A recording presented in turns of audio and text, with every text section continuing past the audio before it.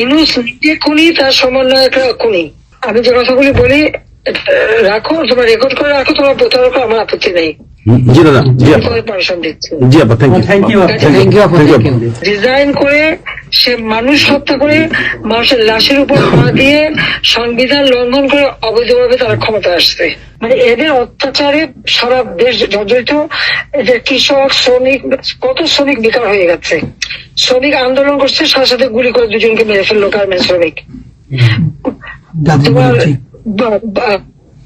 চাকরির বয়স নিয়ে আন্দোলন করে যমুনার সামনে যাওয়ার সাথে গুলি করলে একজন মারা গেল, তাদেরকে পিঠে তাদেরকে উঠাই দিল। ওই 7ই জুলাই থেকে এই ছাত্ররা যখন আন্দোলন করে 14 জুলাই পর্যন্ত অগ্নিসংযোগ এগুলি না হওয়া পর্যন্ত কারো গায়ে একটা টোকাও পড়েনি। ইচ্ছা মতো সব আসছে বসছে, আমরা তো কিচ্ছু করতে দেয়নি। পুলিশের কাছে কোনো মেটাল বুলেট ছিল না, পুলিশের কাছে কোনো মেটাল বুলেট ছিল না। নির্দেশ দিয়েছে কোনো গুলি করবে না। পুলিশ ব্যারিকেড ছেড়ে দিয়ে তারা ইচ্ছা মতো আন্দোলন করছে। আমরা তো শুরু থেকে তো অনেক কিছু করা যেত, আমরা তো করিনি কিছু। কারণ আমি বলছিলাম যেটা তো কোটা তো ছিলই না। 11 জুলাই থেকে তো কোটা স্থগিত হয়ে গেছে, কোটা তো আমি বাতিল করে দিয়েছি, আর কোটা আমরা নিয়ে গেছি। যেখানে কোটাই নাই, তা আন্দোলনটা কিসের জন্য ছিল? তারপরে আমাদের মন্ত্রীরা বসলো, তাদের সাথে সব দাবি মানা হলো। দাবি মানার পরে আবার এক দফা, তবে সেখানে খুন করো, এই তো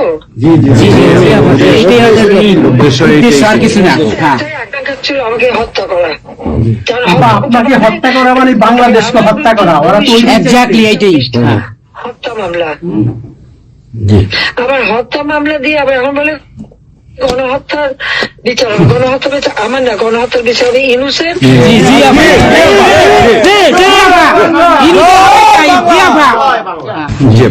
এই সমস্ত খুনের দায় দায়িত্ব ইনুসকেই নিতে হবে, আর তাহলে সমন্বয়করা। সে যে হত্যার সঙ্গে জড়িত প্রমাণ পাওয়াই যায়। সে যত জঙ্গিদেরকে ছেড়ে দিল, হলি আর্টিস্টদের মতো ঘটনা ঘটলো, তাকে 21 আগস্ট গ্রেনেড হামলায় আসামি তাকে এবং অন্য যত জঙ্গি ছিল সবাইকে সে মুক্তি দিয়ে দিয়েছে। কারণ এই জঙ্গিদের সাথে তার একটা যুক্ত ছিল, তার একটা সংযোগ ছিল। কাজে বাংলাদেশটাকে সে একটা জঙ্গির দেশ হিসেবে পরিণত করতেছে। আজকে সাধারণ মানুষের অবস্থাটা কি দেখো, সাধারণ মানুষ আজকে খেতে পায় না, পড়তে পায় না। মানুষ তো এখন বলে যে আগের সরকারই ভালো ছিল, শেখ হাসিনার সরকারই ভালো ছিল। 97,000 কোটি টাকার বাজেট, কয়লা কেনা, এলএনজি কেনা, ডিজেল পেট্রোল কেনা, খাবার সবকিছু ব্যবস্থা করা, সারের জন্য সার কেনার সব ব্যবস্থা করে আসছে। যে এলএনজি আমার সময় যখন বাজারে 10 টাকা, আমরা সেটা 9.93 দামে কিনলাম। সেই 9 টাকা 9 পয়েন্টের যেটা কিনা সে 14 তোমার 5 একটা, আর 14.65 এই দামে কিনলো। ডাবল দামে সে কিনতে গেল কিসের জন্য? এখন তো বাজারের দাম আরো কমছে। শেয়ার মার্কেটে টাকা উধাও, ব্যাংকে টাকা নাই, ব্যাংকের টাকা উধাও, গেল কোথায়? আমেরিকা। 20 লক্ষ মেট্রিক টন খাদ্য আমি রেখে আসছি। 1 কোটি পরিবারের জন্য টিসিবির কার্ড দিছি, মাত্র 30 টাকা কেজিতে তারা চাল কিনতে পারবে এবং ডাল, তেল, গম কিনতে পারবে। সেই ব্যবস্থা করে আসতে হবে সস্তায়। 43 লক্ষ মানুষকে বাদ দিছে সেখান থেকে। কেন দিল? আওয়ামী লীগের সরকার বাদ দিতে আওয়ামী লীগের। তার মানে তুমি আরেকটা চেষ্টা করো, 43 লক্ষ আওয়ামী লীগ পেল, তখন তো 1 কোটি ছিল, বাকি তো অন্য দলের। আওয়ামী লীগ তো দল দেখে নাই, আওয়ামী লীগ দেখছে যারাই আবেদন করছে তাদেরই দিয়েছে, সে যে দলমত নির্বিশেষে সবার জন্য। আওয়ামী লীগ মানুষের জন্য করে, এটা আওয়ামী লীগ সরকার করছে এর জন্য। ছাত্রদেরকে সেটা বিভ্রান্ত করছে। এখন সাধারণ ছাত্রছাত্রীরা যারা এই বিভ্রান্ত এই খুনিদের সাথে যুক্ত ছিল, আমি তাদেরকে বলবো তাদেরকে আবেদন করছিলাম, বুঝতে পারছেন না যে কি হচ্ছে, আপনাদের বাচ্চাদের আসতে দিয়ে তারা দিচ্ছে বাচ্চাদের অনেকে তো আপনাদের হারালো, তখন যদি আমার কথাটা শুনতো তো হারাতে হতো না। আজকে তারা নিশ্চয় উপলব্ধি করতে পারছে, সেটা আমি বলবো যে এখন যারা এই সাধারণ ছাত্রছাত্রী নাবিজের সঙ্গে যুক্ত হয়েছিল তাদের প্রতি আমাদের কোনো ক্ষোভ নেই, কিচ্ছু নেই, বরং তারা লেখাপড়া করতে আমরা সেটা চাই। কিন্তু আমার কথাটা হচ্ছে, আমাদের ছাত্রলীগ করাটা কি অপরাধ? আওয়ামী লীগের সন্তান হচ্ছে তার জন্য কি অপরাধ? তাদের পরীক্ষা দিতে দেবে না, ভাইবা দিতে দেবে না, ইউনিভার্সিটিতে যেতে দেবে না, স্কুলে যেতে দেবে না, কলেজে যেতে দেবে না। What is this? আর এই ছেলে পেলেদেরকে কিভাবে বেয়াদব বানিয়েছে? স্কুলের প্রিন্সিপাল, টিচার তাদেরকে তার জুতোর মালা পরায়, গাছের সাথে বাঁধে, তাদেরকে দিয়ে রিজাইন করায়। লাঠি সোটা নিয়ে জীবন, আমি জানি পৃথিবীতে কোনো দেশে এই ঘটনা ঘটছে কিনা, চিফ জাস্টিস তার বাড়ি হামলা, চিফ জাস্টিসের হামলা। যাদের আত্মসম্মান বোধ আছে তারা থাকে না, উনি সাথে সাথে রিজাইন করে দিছে। কতজন মানে জজ তাদেরকে এজলাসে ঢুকতে দেবে না, তাদের রিজাইন করার জন্য চাপ দিছে। রিজাইন করে না থেকে তাদেরকে কোন কোর্ট দিতে না, তাদেরকে বাতিল করে দিয়েছে।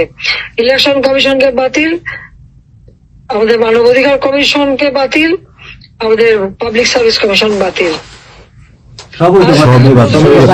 চাকরি দিতে পারছে না, চাকরি দিতে পারছে না, পাবলিক সার্ভিস কমিশন অচল করে দিয়েছে।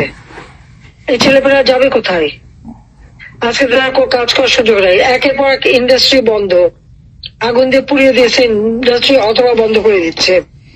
ব্যবসায়ীরা টাকা আনতে পারে না, যারা খাবার আমদানি করতে তাদের এক্সপোর্ট দিতে না, বিদেশে যেতে দিচ্ছে তাদেরকে হ্যারাস করা হচ্ছে। ইনশাআল্লাহ হবে একদিন, ইনশাআল্লাহ হবে, ইনশাআল্লাহ। আপা 152 জন সমন্বয়কের মধ্যে ওর বিচার আমি করব। একজনকেও কিন্তু গুলি করা হয় নাই বা কেউ গুলিবিদ্ধ হয় নাই, গুলিবিদ্ধ হয়েছে সাধারণ জনতা। তার মানে ওরা মারছে এগুলোকে। ইন্ডেমনিটি দিয়েছিল 15 আগস্ট হত্যাকারীদের। পুলিশ আমি বলছিলাম বিচার করবো, আমি বিচার করি নাই, করছি ইনশাল্লাহ। বিচার হবে ইনশাল্লাহ, অবশ্যই। যুদ্ধ অপরাধীদের বিচার জাতির বিচার শুরু করেছিলেন, জিয়াউর রহমান এসে সে বিচার বন্ধ করে দেয়। এই যুদ্ধ অপরাধীদের উপদেষ্টা বানায়, মন্ত্রী বানায়, প্রধানমন্ত্রী বানায়। খালেদা জিয়া তাদেরকে মন্ত্রী বানায়, এরশাদ তাদেরকে এমপি বানায়, আবার বানায় কি বলে রাজনীতি করার সুযোগ দেয়, রাষ্ট্রদূত রাষ্ট্রপতি পদে প্রার্থী করে। খালেদা জিয়া ভোট চুরি করে এই খুনিদেরকে পার্লামেন্টে বসায় রচিত। আমি বলছি আমি বিচার করবো, আমি বিচার করতে পারছি, আল্লাহ আমাকে সেই সুযোগ। এই ছাত্র হত্যার জন্য, জনগণ হত্যার জন্য, পুলিশ হত্যার জন্য আওয়ামী লীগের নেতাকর্মী এবং মাইনরিটি, হিন্দু, বৌদ্ধ, খ্রিস্টান কেউ বাদ যায় নাই।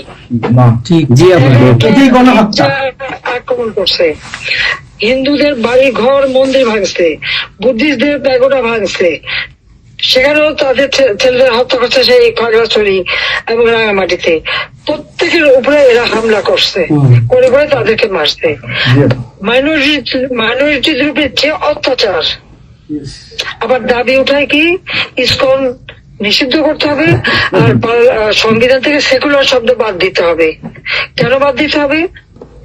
এই সংবিধান জাতির পিতা দিয়ে গেছেন, এটা লাখো শহীদের রক্তের বিনিময়ে পাওয়া। এদের কলমের কচু জিয়াও এটাকে নিয়ে খেলছে, এসবও করছে, খালেদা জিয়াও করছে, কিন্তু আবার আমরা সেই সংবিধান ফিরিয়ে এনেছি, মানুষের অধিকার আমরা নিশ্চিত করেছি। এবং এই সংবিধানেরই 7ম অনুচ্ছেদের গ, অবৈধভাবে অনির্বাচিত কোন কেউ যদি ক্ষমতা চায় তাহলে তার বিচার হবে। এবং ইউনূস, তার কোন সাংবিধানিক ভিত্তি নাই, সে অসাংবিধানিক ভাবে অবৈধভাবে ক্ষমতা দখল করছে। ইনশাল্লাহ তার বিচার ওই সংবিধান মোতাবেকই হবে, এবং তার ওই চালা চামুন্ডা যে করার সাথে আছে আর উপদেষ্টা এবং সমন্বয়কারী সবকটার বিচার বাংলা মাটিতে হবে। ঘুষখোরের কোনো জায়গা নাই বাংলাদেশে আপা।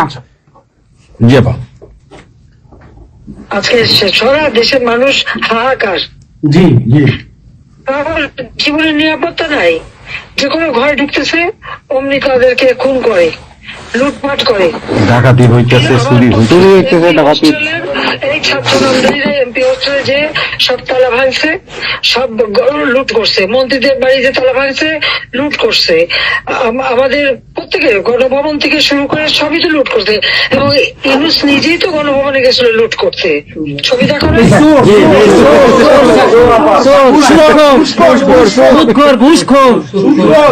আপনি গোপালগঞ্জে চলে আসেন, কোনো সমস্যা নাই, আমরা আছি আপনার সাথে। সবাই যাবো আমেরিকা থেকে, সবাই আমরা যাবো গোপালগঞ্জে, কথা শুনি, কথা শুনি।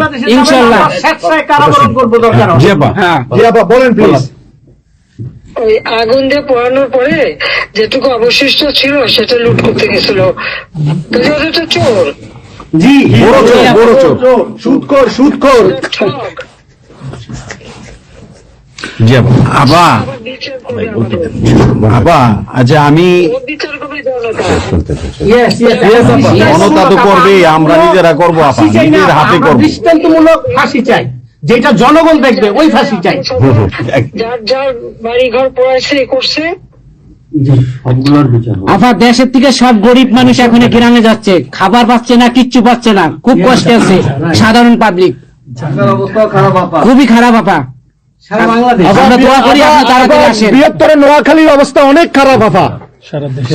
সারা বাংলাদেশের অবস্থা খারাপ। বানায় রাখছে ওরা আপা, সারা বাংলাদেশটাকে একটা বদ্ধভূমি বানায় রাখছে, যেখানে সেখানে হত্যা, মানে এমন কোন লোক নাই যারা এখন শান্তিতে আছে। সবাই কেউ নিরাপদে একটা নাই, কথাই বলে কেউ নিরাপদে যে নাই। আগেই ভালো ছিল, আগে সরকারি ভালো ছিল। আমরা ভুল করেছি আপা, এই কথা সবাই বলে। সবাই অনুতপ্ত আপা। জি আপা, প্লিজ প্লিজ বলেন আপা, প্লিজ। প্রত্যেকটা জায়গায় তো এইভাবে। এবং এখন আবার সে ওই আরেকটা পদক্ষেপ নিচ্ছে, এদিকে প্রায় 80 জন প্লাস আরো 35 জন, সেই সাথে 300 লোক, তারা জেলা, উপজেলা, ইউনিয়নে সার্ভে করতে পাঠাচ্ছে। সবাইকে বলে দাও ওই সার্ভে করতে কারা যায়, কাদের নাম লিখছে, Yes, of course, আমরা করবো আপা। Definitely you could get it. Yeah. আমরা চাই আপা আপনি সুস্থ থাকেন, আপনি সুস্থ থাকলে বাংলাদেশ সুস্থ থাকবে, বাংলাদেশ ভালো থাকবে। আপনাকে আবার আমরা ফিরিয়ে এনে বাংলাদেশকে আবার এগিয়ে নিয়ে যাওয়ার জয়ের মালা পরাবো আবার।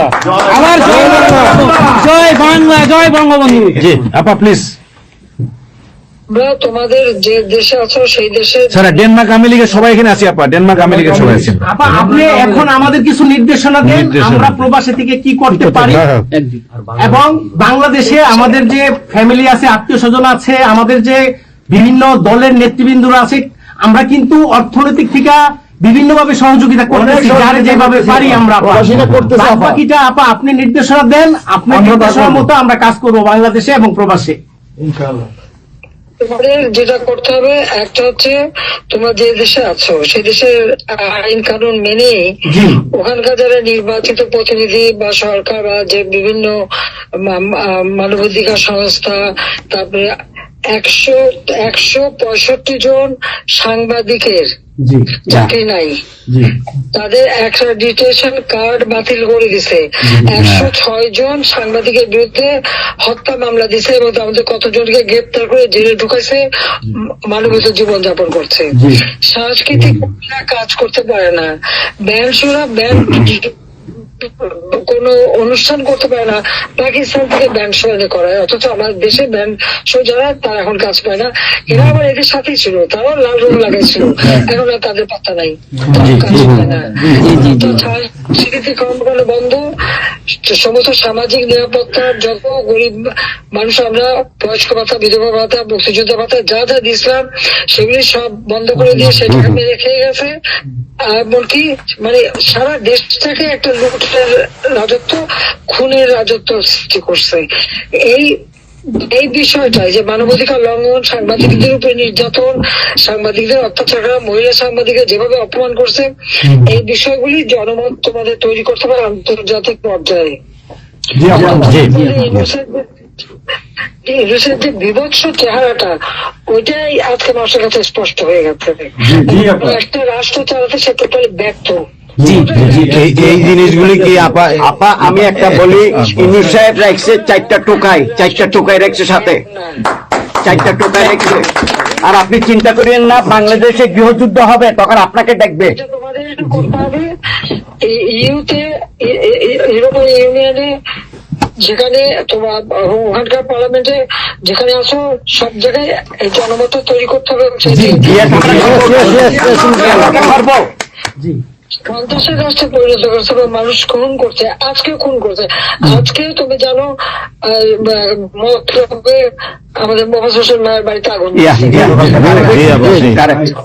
এইগুলি সে করে বেড়াচ্ছে এবং সমস্ত এই ইচ্ছা মতো। কাজে তোমরা এই বিষয়গুলি তোলো, আর আত্মীয় স্বজন বন্ধু বান্ধব পরিচিত জানাচ্ছে খুবই কষ্ট আছে, তাদেরকে সাহায্য করো। মামলা দিয়ে আমাদের নেতা কর্মীদের চরম হয়রানি করে যাচ্ছে। তাদেরকে সহযোগিতা করা, এই যে আইনজীবী ঠিক করা, এবং আন্তর্জাতিক ভাবে কিভাবে মানে এদেরকে জনমত সৃষ্টি করা, সরকার যে অপকর্মগুলি করছে সেগুলি তুলে ধরা, এই কাজগুলি তোমাদের আমরা করবো। আবার একটা জিনিস একটু সন্দেহ লাগতেছে আপা, তাদের সাথে তোমরা থাকবা, কাজ করবা, আর দেশের ভিতরে মানুষকে যে এই সরকারকে না তাহলে দেশের মানুষের মুক্তি দেয়।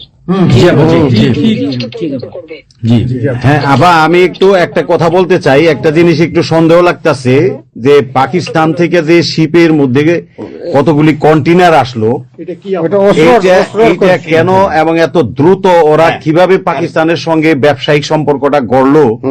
কারণ এইটা তো কোনোদিন ছিল না বাংলাদেশে, 71-এর পরে এটা হয় নাই আপা।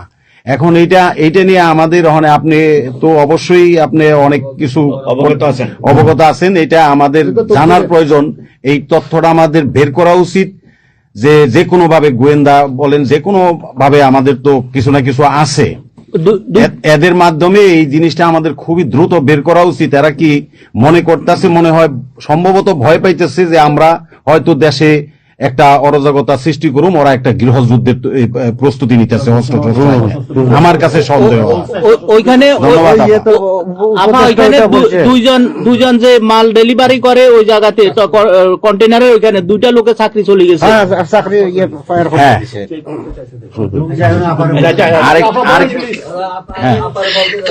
দেখতে চাইছে, স্ক্যান করতে চাইছে, দেয় নাই।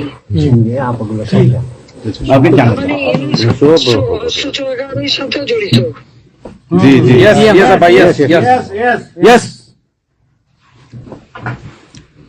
আপা এই দেশটাকে তো ওরা আবার সেই পাকিস্তানের পর্যায়ে নিয়ে গেছে, আমাদের এই দেশটাকে আবার উদ্ধার করতে হবে ইনশাল্লাহ। এই জন্য আমাদের যা করতে হবে প্রবাসী এবং দেশে, আপা আমরা যারা বাহিরে আছি আপা, আমরা প্রয়োজনে দেশে গিয়ে আবার ওই মুক্তিযুদ্ধ আমরা দেখি নাই 71-এ, আমরা নতুন মুক্তিযুদ্ধে আমরা অংশ নিব আপা ইনশাল্লাহ।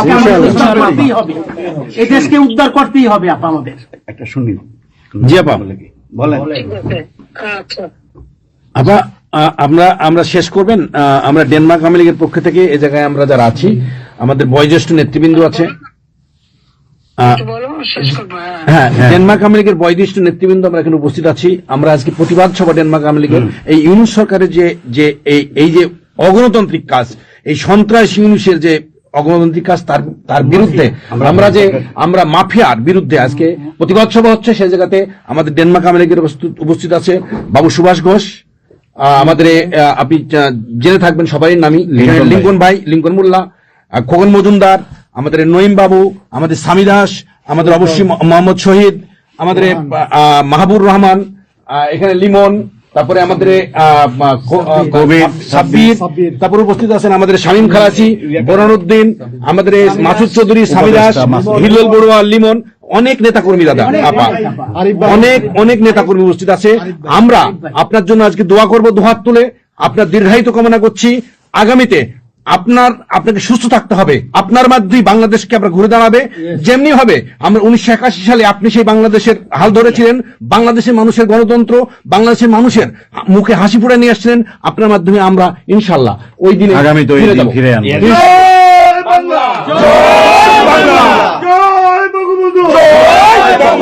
শেখ হাসিনার সরকার বারবার দরকার, শেখ হাসিনার সরকার, শেখ হাসিনার ভয় নাই, রাজপথ হারি নাই, শেখ হাসিনার সরকার শেখ হাসিনার সরকার। আপা, আপনি একটা ঠিক করে শুনুন। বলুন। জি আপা, বলেন প্লিজ, বলেন প্লিজ। বলেন। আপনি তো বিজিএম নিও। জি হ্যাঁ আপা, আরেকটা জিনিস আমি জিজ্ঞেস করি আপনাকে, এত বড় একটা ঘটনা আপা আমাদের উপর ঘটে গেল, আপা আমার আমাদের গোয়েন্দারা কি করছে আপা? এই প্রশ্নের অ্যান্সার আবার দিয়েন না। আমাদের সাংগঠনিক অ্যান্সার যেটা হয়েছে, আমরা যেহেতু রেকর্ড করেছি এই অনুষ্ঠানটা, সেই এই পর্যন্তই থাক আমাদের মনে বলে ভালো। এই পর্যন্ত আমরা শেষ করছি। আপনাকে আবার ধন্যবাদ, আপনার জন্য দোয়া করছি, আপনার দীর্ঘায়িত কামনা করছি আপা। আপা, আপনি শেষ করুন, সাংগঠনিক নির্দেশনা দেন, আপনি শেষ করুন আপা, তারপরে আমরা শেষ। জি আপা, আমরা শেষ করছি। হ্যাঁ, রেকর্ডিং বন্ধ। ধন্যবাদ। রেকর্ডিং বন্ধ করুন, সব রেকর্ডিং বন্ধ করুন, সবাই রেকর্ডিং বন্ধ করুন, সবাই বন্ধ করুন, সবাই বন্ধ করুন। হ্যাঁ, এই রেকর্ডিং বন্ধ করুন, রেকর্ডিং বন্ধ করুন, রেকর্ডিং বন্ধ করেন, রেকর্ডিং বন্ধ করেন।